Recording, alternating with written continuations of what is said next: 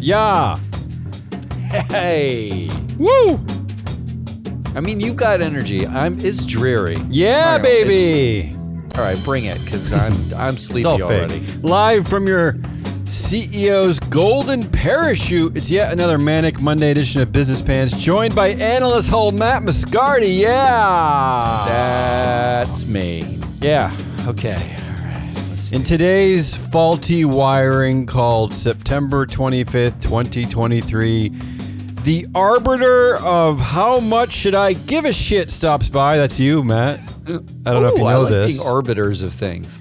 And I'm not arbiter of enough things. Matt's best BMs of the week. Is that what you're doing? Best board members of the week? Best board? What are you up to this week? So this week, I was told that we're too negative. Well, it's by clear like and not obvious and kind of our by brand. not your mom though. But this wasn't your mom telling me this, and that we should focus on the positive. So I did a quick, version of filtering our data to show what the best team might look like. And and if you're an ESG person, which you're not, you won't like it.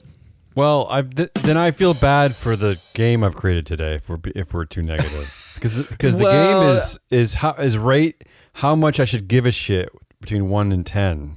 Is that positive or maybe negative? I'll give everything a 10. Maybe I'll give everything a 10. Let's play this game now.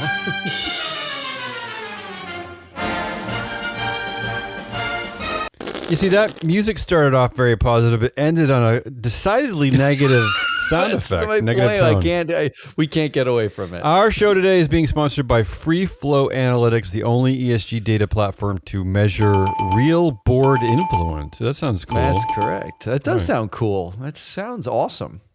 All right, so here it is. Rate how much I should give a shit between 1 and 10. So these are just headlines, Matt, from Friday until now. Okay.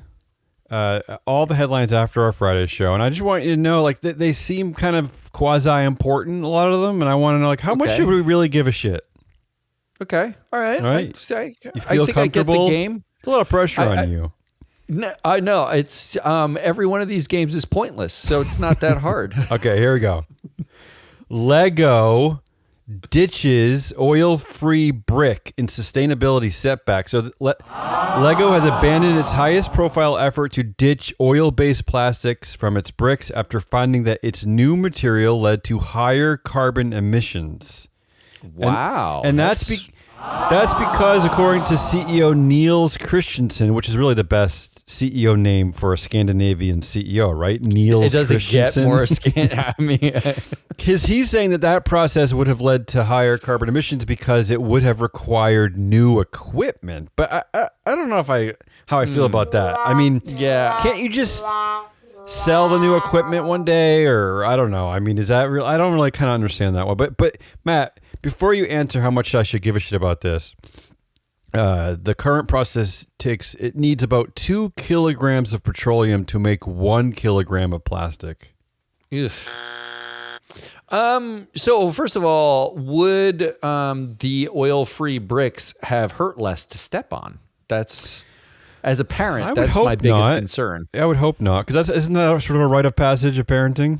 That vulgar emission that comes out of you when stepping on a Lego, an errant Lego. Like, last night, lights out downstairs, just trying to walk across a room, cursing the entire way. Look, I think this is a big-ish deal, mostly because the goal that they set was not... It was an oil-free brick goal, right? It wasn't there's one way to make an oil-free brick that requires buying certain, machines that cost more carbon. They looked at several different What you should do is not ditch the idea, but say, we need to figure out this idea and innovate to make it possible instead of ditching it. So I think we should give a shit mostly because Legos are everywhere, all over my floor. And if a company that wants me to innovate in building things with little bricks doesn't innovate to create those bricks, then what are we talking about here? I'm going to give this one a 7. That's what I'm going to give this one. My question is, Is this like when companies start, when the first big company does a big round of layoffs, then everyone jumps on it, the bandwagon? Are they kind of jumping on the everyone hates ESG now bandwagon, like Chevron and BlackRock? And they're like, let's just ditch this. Nobody's going to care. It feels like we haven't figured out how to not use oil, so let's just all use it for now on anyway, right? Yeah. Like it does feel like that, but it's worse than that to me, because this isn't a question of like bandwagony anti-ESG, anti-carbony stuff. This is like a massive excuse making by every single company why they can't. They're not going to figure it. We're just not going to try to figure this out. It's basically what everyone's saying. We're not going to figure this out. Which I thought was I thought that's what 2050 was for. I thought that fake goal thousands of years in the future. If we're going to make goals 27 years from now and then still say 27 years before the goal that we're not going to figure this out, what are we even making the goals for? Just don't even bother. Just say we don't care about the earth. We don't care about anything. Just say it. How about this one? Electric. I think you're right, Matt. Well, I mean, obviously. Electric vehicles are a climate solution with a pollution problem, and that is tire particles. So according to research from a group called Emissions Analytics, they found that a single car sheds almost 9 pounds of tire particles a year, which is a toxic slurry of microplastics, volatile organic compounds, blah, blah, blah, blah. This is really a story made for Jesse. Now, the point is that EVs, electric vehicles, tend to be significantly heavier than gas cars, therefore are emitting a ton more tire particles, which are said to be responsible for 5 to 10% of oceanic microplastic pollution and 3 to 7% of airborne pollution in the same way. So there you go. Yeah. How many more particles are relative to regular cars are we talking about? Like, we're talking about 7 more particles. We're talking about 200 billion more particles. What are we talking about here? Because framing the headline as EVs are a climate solution with a pollution problem without saying, well, if we don't do EVs, if we just skip them entirely, isn't that a much larger climate problem than 7 particles of tire plastic? Yes. We have to do something. All these headlines make it sound like, oh, well, if you're going to change, you're going to just have some other problem. And it's like, okay, that's called excuse making. Do something, idiot. To be fair to the author, this is from Grist. This is Paul Krantz. That's the author. The subtitle to this article is "The tiny fragments that tires release into the environment are yet another reason to reduce car use." So they're pushing more for a public transportation solution to this. And I asked the same question that I was going to ask for Lego. Is that the question that nobody's asking is? Notice that what Lego CEO didn't pose is, why are we making so many friggin' Legos in the first place? Right? Like, that's never really a part of the equation. Look, you're talking about a whole other philosophy. There's a God-given right to consume and to sell. Yes. You're talking about degrowth. Create, consume, you're talking about sell, blah, make blah, blah. less, live more responsibly. It's a whole different thing. Because really, think about it, Matt. We're talking about the rite of passage of Lego stepping, right? But what this means is that there are generations of families that buy tons of Legos. Their kids get older and move out of the house. What happens to the Legos? Yeah, correct. Right? Well, I can tell you what happened with our Legos, because 87% of our Legos are either mine or my wife's. Well, you upcycled your Legos, which should be part of the solution to this problem. But guess what? Yeah. Legos still fit together. But we're not talking about Lego anymore. We're talking about the tire particles. How much should we give a shit about tire particles? Look, I think we need to like pick our battles here. Yeah. I would much rather more people were riding in EVs and I wasn't choking to death on air pollution than have 7 more tire particles. I'm going to give this a 4. You're right, but I like the sentiment of the Grist article, which is we need to stop this obsession with car ownership. I would love that. But tell that to somebody in Iowa who's got to drive 20 miles to go to a local, to get a piece of pizza, right? Like, they don't call me anymore, so I'm going to have a problem with that one. Number 3 in the world's favorite game show, the world's new favorite game show called How Much Should I Give a Shit? Yeah. Tyson and Purdue are facing child labor investigations. This is out of the New York Times. The Labor Department has opened inquiries into whether migrant children were working inside slaughterhouses owned by the poultry processing giants. Children as young as 13 were using acid and pressure hoses to scour blood, grease, and feathers from industrial machines. Now, before you ask how much I give a shit about this, one thing that's interesting about both Purdue and Tyson, both family-owned firms, family-controlled firms. Yeah, that's correct. Yeah.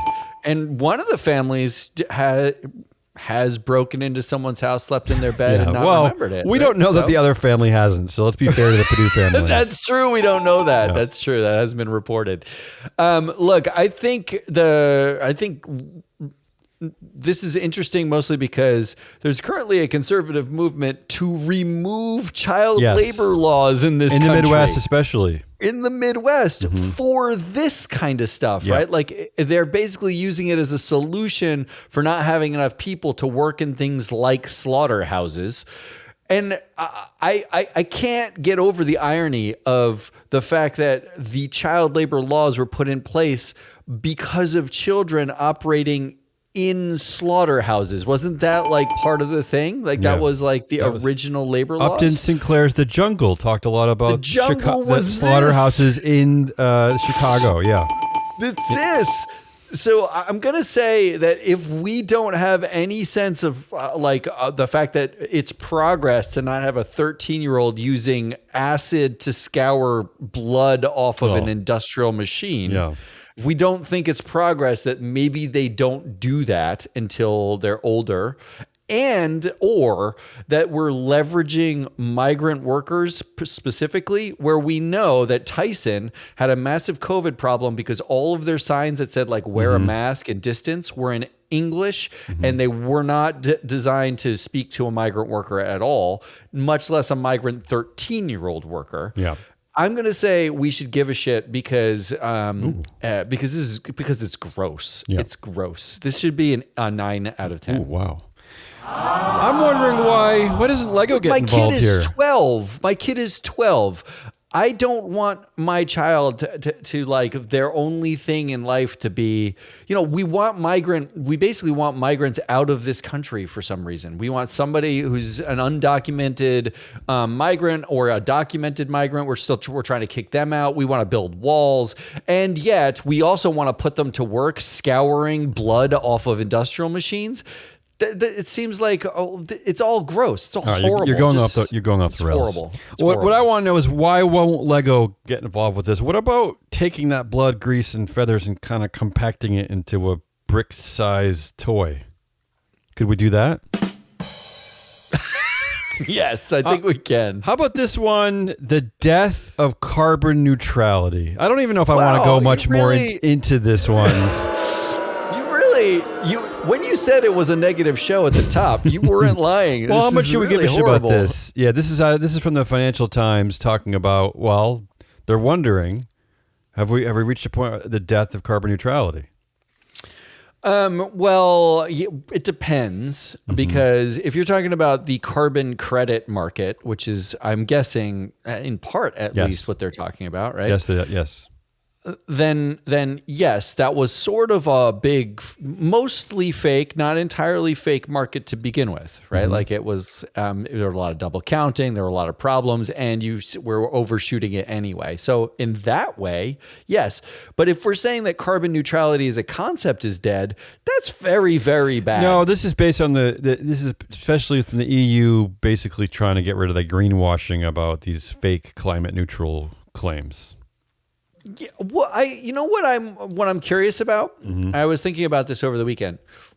The policing around like green and sustainable and all that stuff is almost entirely about what you say and not what you do. Why is that? Why are we so obsessed is it with easier? You can't say green. Yeah. But like you can just abandon it and it's fine, right? I guess because it's more difficult to measure action because it's as of yet not disclosed. Is that part of it? I almost think like if you said green on all your stuff, like to all the greenwashers, then it's not you're not allowed to revoke that. You actually then have to do it, right? Like, so if you said you're a carbon neutral fund, for instance, and now carbon neutral is not cool, you still have to be a carbon neutral fund. You just have to figure out how to be a carbon neutral fund for realsies. That's what it is. Maybe so no more fakes. Maybe part of the problem is that these are regulatory bodies with salaries of, probably have like a staff that makes $500,000 a year fighting. No, it's worse than that. The regulators they're either highly prescriptive or they have no idea what they're doing, and they're just doing it, right? Like, because you want to know why I know this? Because I've gotten 0 calls from a regulator to ask how ESG ratings work or ESG data, what it looks like. None of them have seen ESG data points. But to my point, they're probably understaffed. No, they're probably understaffed compared to like Chevron and Exxon. I'm donating my time. It's free. Just send me an email. How much should we give a shit about the death of carbon neutrality? I think we should, but like we have we have to deal with the stepping on Legos problem. So I'm going to give this a 6. In a similar vein, this is based on data out of Morningstar. Yes, Morningstar. BlackRock, State Street among money managers closing ESG funds. According to Morningstar data, more U.S. sustainable funds have closed in 2023 than the prior 3 years combined. Should we give a shit about this? I don't know. Or is this like a rebranding, or what is this? I think, look, if this gets back to you can be held liable because you're not doing the thing, right? I said like a while ago that everybody who shuts down a fund, stops, using ESG, we're basically exposing everyone who is a fraud in the market to begin with, right? So now we just know that there is a huge amount of sort of fraud. I don't like the suggestion that this is the ESG bubble popping, which is what I've been based reading. On political backlash? Yeah, based on like all these pressures against ESG, the pressures against the companies, the SEC and regulatory pressure. ESG is a data set that doesn't pop. It doesn't go anywhere. It's products that get made badly. If anything, it grows. No, it grows, right? Yeah. So this is weeding out the bullshit in the market. Ooh, so it's easier to find the stuff that might. But that will not be real. That will never be the narrative in these media reports, though. Right, weeding out the bullshit. But for this story, like, should I give a shit? This was a 2 for me. Like, stop. This is a headline grabby, clickbaity thing, but it may not be that real. Let's get to some dystopian fun. Oh, we weren't there yet? This is from The Guardian. Out of The Guardian, the headline is "Capitalism is Dead. Now we have something much worse." Oh. This is from a new book from Yanis Varoufakis.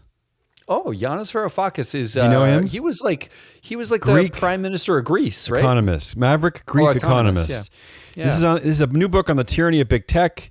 In his new book called Techno-Feudalism, he says it's no longer the global finance system that shapes us, but the fiefdoms of tech firms. He goes on to say that we are now in servitude to the fiefdoms of our new global masters, Lord Zuckerberg of Facelandia and Sir Musk of the rotten borough of X. Wow. First of all, props to the names. Why are they applauding this? This sounds a little bit like what some of the stuff that we talk about, these city states. These future city-states created by tech CEOs, essentially. This was your obsession like 2 years ago. No, it still is. For a while. It still is. This is part of the reason why I covered this, and why we talk about it so much is that, he's onto something. These are dictatorships that are also sort of starting to control humanity, it seems. Well, that's the question I want to ask you. If Facebook was not dual class, would Zuckerberg still be CEO? You would think, especially with the Cambridge Analytica and some of the misinformation over COVID, some of the misinformation with the elections, you would think that there would have been a breaking point, and the true CEO Sheryl Sandberg probably would have stepped up and taken the role at some point, right? Because that would have been probably the greatest Glass Cliff CEO scenario ever, right?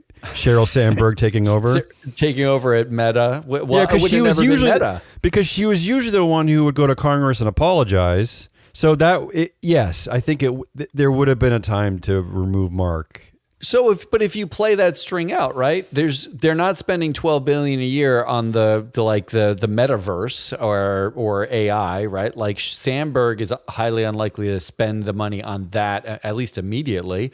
They spend a lot more time and energy cleaning up so that they're not quite the fiefdom. I don't think he's wrong. I do think I am left with a okay, but now what? Because you know already. But because I already knew this, right? We talk about it all the time. So, but I'm also stuck with now what? Because we do have Musk, who can't even get voted off his own board because no one will do it, right? Every time we look at how investors and Tesla, every time we talk about how investors vote, they just don't. Yes. They just don't care, right? So really, the apathy is not about our tech firm masters. The apathy is investors who don't care about who runs the companies as long as they make money. I gotta. How much should we give a shit? Myself. How much should we give a shit about techno-feudalism? I'm going to give this a 7 because I know it's a problem. In theory, we should care. I don't know what to do. All right, now we just get weird. This is the next one. I'm reporting from the Atlantic, a big deep dive from the Atlantic. Here's the headline. I mean, this is just crazy. And bear with me, I have a lot of nonsense to say, but this is just nuts. Elon Musk's grandfather belonged to a political party that believed the world should be governed by technology. Okay, this is back in the 1920s and 30s, I believe. He was a Canadian chiropractor. He was a radical conspiracy theorist, part of a group known as Technocracy Incorporated. This is back in the 1920s. Elon Musk's grandfather. This group believed that the world should be run by a totalitarian regime of engineers and scientists based in North America, and that these tech overlords would solve all of society's problems. Okay? Okay. The organization referred to its people as numbers and sometimes added X's to their names. Whoa! Yeah, so ultimately Canada arrested him, and this group was known as basically a fascist movement. And following this, Elon Musk's grandfather moved back to South Africa to support the cause of apartheid, of all things. Yes. He also continued writing while in South Africa about international conspiracies of world domination from a group of elites. So, Matt, the very thing that we're talking about with Elon Musk, Rupert Murdoch, blah, blah, blah, was happening exactly 100 years ago with Elon Musk's grandfather in Canada and California. This is just crazy to me. I'm sorry, but I'm just floored by the overlap here.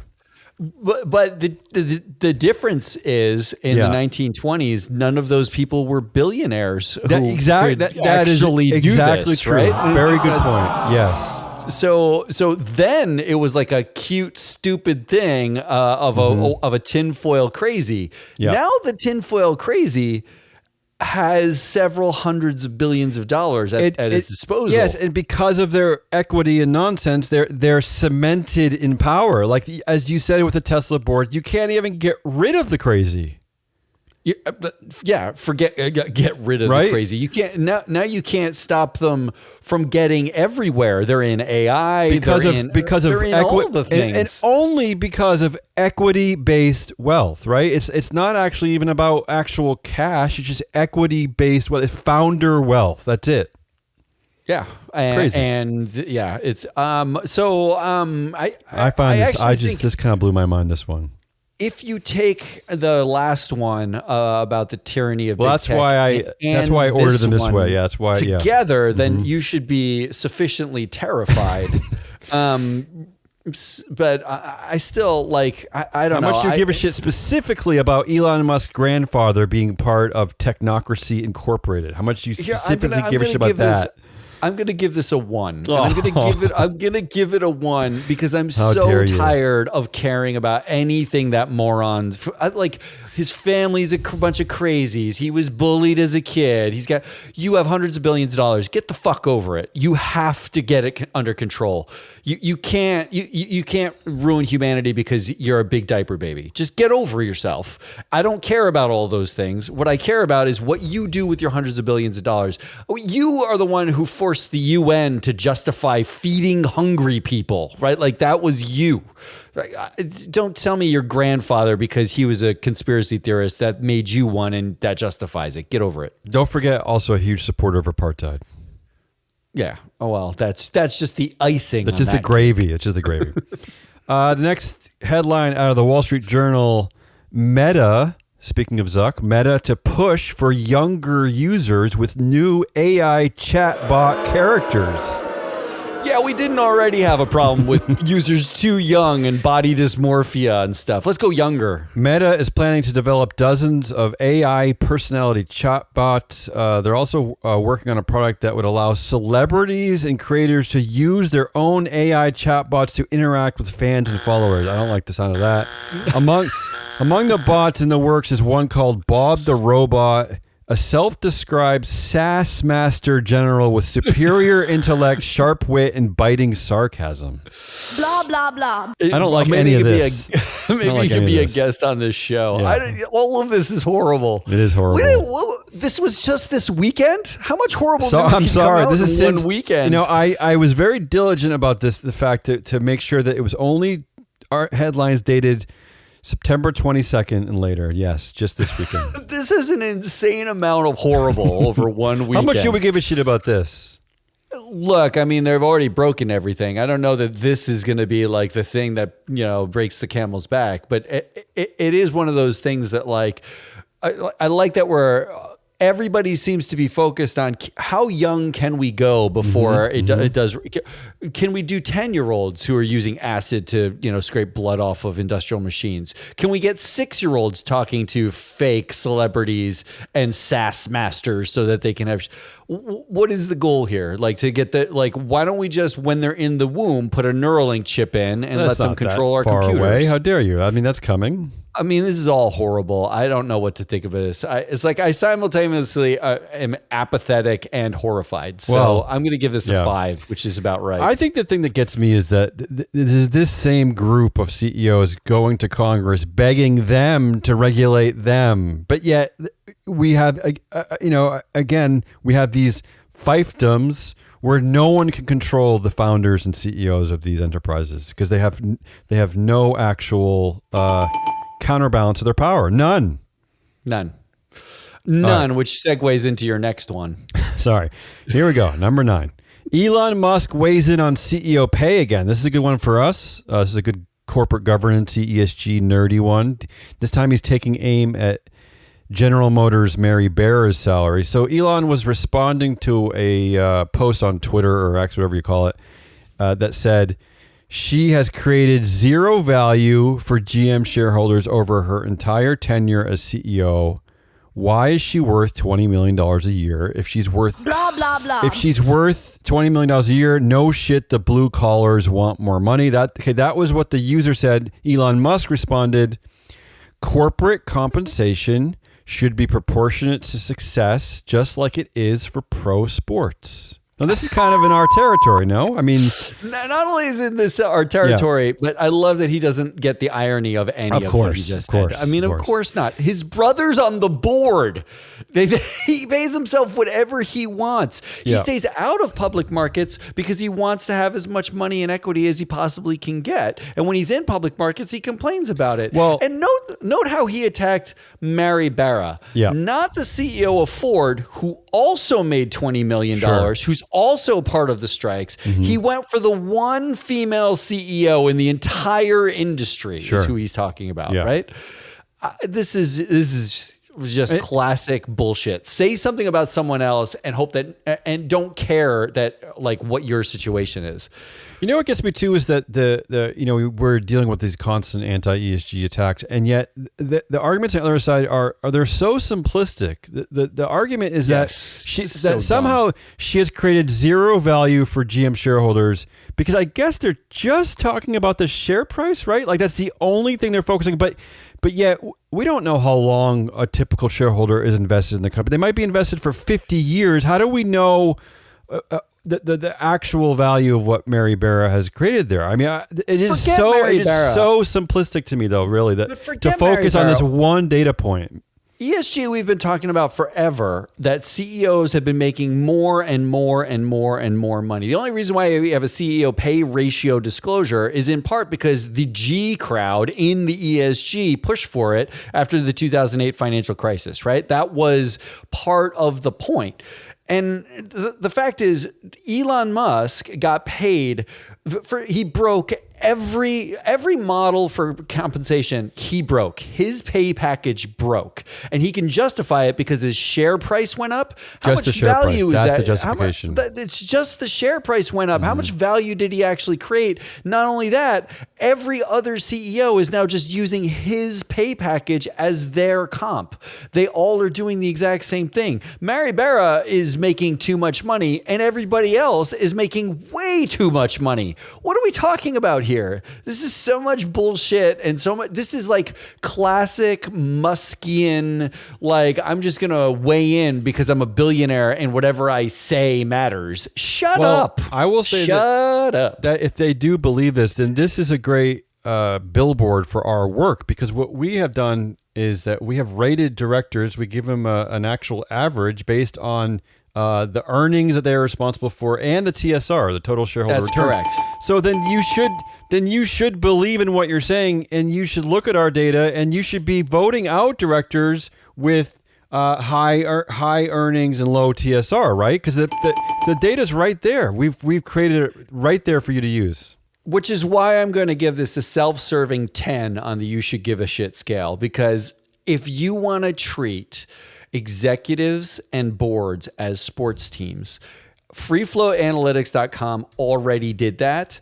And then you should look at that and say, oh, well, it turns out not many people create not just shareholder value, but there are metrics about who pays their CEOs more, how much debt they take on, how much buybacks and dividends they do. There's all sorts of, how much carbon they spew, all sorts of metrics there. You can, in fact, treat these people like pro sports. And you'd be shocked to find that Elon Musk is not the master of the universe himself. Maybe he should get voted off his own board based on that. Finally, in how much should I give a shit? Is that what it's called? Who knows? No, I don't even know if I give a shit about any of this.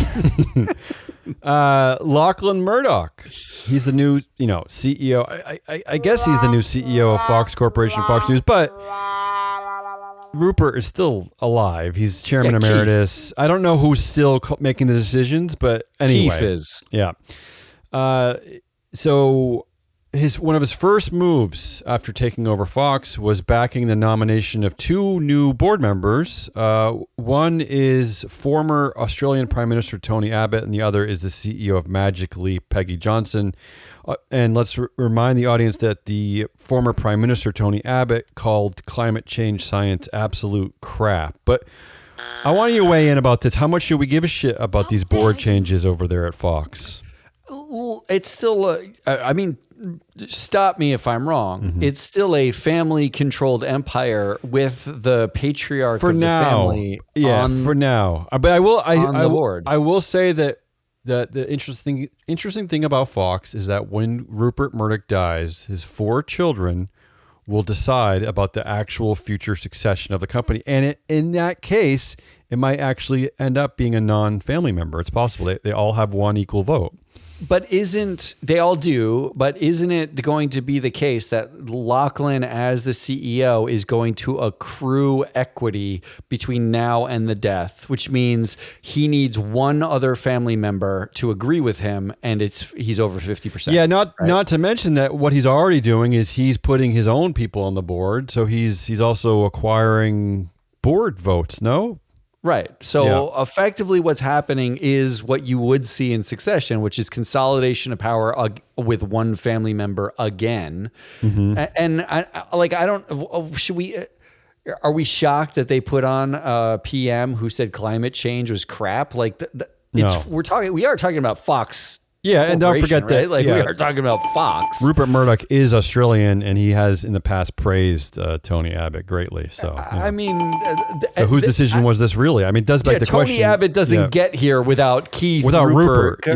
Saying put him on the board, right? Like, so I think we give a shit zero about this. I actually think do you give a shit that the next the other board member is the CEO of an augmented reality company? Should you care about? Do you care if Fox News is suddenly in the augmented reality game? Although there's more to Fox than Fox News. They were going to be in that anywhere. That wasn't going to be that new. Right. They're going to be in that anyway. So we're going to see Tucker Carlson's radiated balls in our VR goggles soon enough. So I think what you're saying is that my game show ended on a dud. All right, there it is. That's how much I give a shit. That's it. Now let's do something more uplifting than that. But I can't help myself. See. I'll be the judge of that. I can't help myself. It's only sort of uplifting. So this is the more positive spin on a team. So this is your Assemble Avengers version of BM of the Week. All I did was set some criteria. This criteria can change depending on what you like. Free Float Analytics has all the data, but I picked this, okay? Yeah. This is how I defined this particular version of good. I wanted a positive gender power gap. That means which means you already eliminated like 85% of the universe. I eliminated a lot of companies. Describe the gender power gap. It is when the women have more power than their representation, effectively, right? You 30% women on the board, but they have more than 30% of the power of the board. Yeah. I wanted less than a third of the board to be insiders, so it's not just a bunch of insiders. Okay. And that also means no dual class dictatorships, right? Ooh. Like I don't want the Zuckerberg board because that's fake. Those are fake super teams, right? This is one guy. Of course. I wanted less than a third of the board to be connected to one another. Right. Okay. So not just a bunch of all best friends, golfers. Yeah. No fist bump economy here. And I wanted the entire board to be above 600, which is above average, batting average on earnings and TSR. Oh, so they perform well, right? They perform well. And for a shareholder, they perform well. And I'm as stunned as you are to tell you that the winning company was Altria. Ooh. Altria, the tobacco company. Okay. That's right. Okay. Now, you can't judge the company output, and we're just looking at the super team that runs the board, right? Okay, so don't say, their tobacco, they should have been eliminated. That's not necessarily true. Not how we're playing this game. It's not how we're playing this game. So play a different game. Here's what the team evaluation looks like. The members of the team are an airport authority exec, consumer credit exec, chemical exec, a mutual fund partner, wine and beer exec, a railroad exec, treasury department exec. This is a highly diversified group of executive types, right? Gambling, med tech, energy, and P&G, household products, right? Okay. Basically, what it boils down to is Altria managed to find every possible sin and put it on. So if you don't like sin stocks, this is not the board for you, because excess travel, excess credit, chemicals, petroleum, gambling, alcohol, oil, like it's all there. It's all repped there, okay? 71% of the board are PhDs, MBAs, or went to elite schools. Okay. 64% of the influence is on one committee. You want to know what that committee is? Sure. It's the audit committee. Huh. Have you? That almost never happens. Where the majority of influence on the board are the people who are worried about like regulations and maintaining order here. I would think that's very appropriate in the tobacco industry. No, it's just fascinating that's what's happening. Constantly fighting for their lives. Mm-hmm. Insider influence is only 17%. They have a plus 15% diversity gap and a plus 12% power gender diversity gap. Unusual. So both types of diversity winning, and they're super effective. 50% of the board bats over 900 on earnings. Okay. 50% of the board, their history over 900. 2 of the board members are over 600 on TSR. 100% of the board members bat over 500 on carbon, and a third of them over 700 on carbon. Less than half of the group is interconnected in any way that I can find. And they have a perfect rookie veteran balance. They've got 15% veterans and 15% rookies. So it sounds like they know how to build a good board. They know corporate governance. They clearly know something. I will say, I'm just peeking at MSCI. They also consider their board to be best in class. In the 96th percentile. Look, you don't have to like Altria, but they did do a good job of putting together the perfect board for them, I think. I actually, in the end, this was my takeaway. And I don't know if you have deep thoughts about this. Otherwise, I'll play us out while I do this takeaway. Well, I mean, you didn't even give me a chance to say if I have deep thoughts or not. No, I'm just going to play us out. This is my takeaway. This is the Miami Heat of boards. You may hate how they play, but they just keep winning. They just keep winning. They get to the finals. Sure. They're good. And one board member in particular, Deborah Kelly Ennis. Yes. She is kicking everyone's ass. Good for 803 earnings, 519 TSR, 708 carbon. She's not overboarded. She's got 14 years of cumulative tenure on all the boards. She is like a high-class professional. That's what I think. You got any last thoughts before I sign us off? I'm quickly looking up the last vote on the directors to see if shareholders agree with you, but 96% agreement. These things take time. 96 agreement? 96% agreement. They like everybody. That's all we got time for. That was already too much. You're right. The shareholders love their directors over there. They love these directors. They do. That's all we got time for. That's Damian Ross. I am your analyst, Matt Mascardi. We are Free Float. If you like this, come back on Wednesday. We're going to do more of it for Woke Wednesday. But also, the show is sponsored by FreeFloatAnalytics.com. Go there, get the data. You can build your own super board. Go do it. If you build a super board, email it to us. Tell us who you like, and we will talk about it on this show. Until Wednesday, good